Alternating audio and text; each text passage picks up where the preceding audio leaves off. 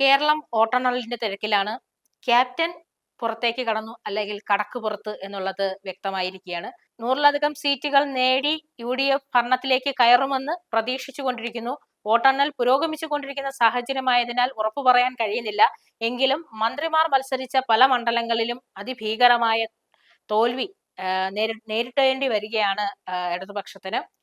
UDFന്റെ പ്രചരണ തന്ത്രങ്ങൾ വിജയിച്ചു എന്നുള്ളത് ഇവിടെ വ്യക്തമാവുകയാണ്. ഒരുപാട് പ്രതീക്ഷകൾ അവർ നൽകിയിരുന്നു.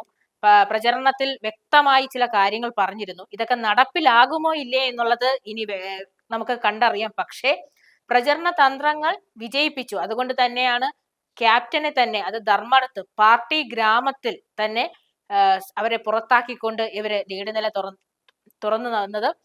ഭരിച്ച മന്ത്രിമാർ പലരും ഇവിടെ മത്സരിച്ചിരുന്നു. അതെല്ലാം തന്നെ ഇടതുപക്ഷത്തിന്റെ കോട്ടകളായിരുന്നു. KSRTC ഭരണം കൈയാളിയിരുന്ന ഗണേഷ് കുമാറും ഇപ്പോൾ പിന്നിലേക്ക് പോയിരിക്കുന്നു.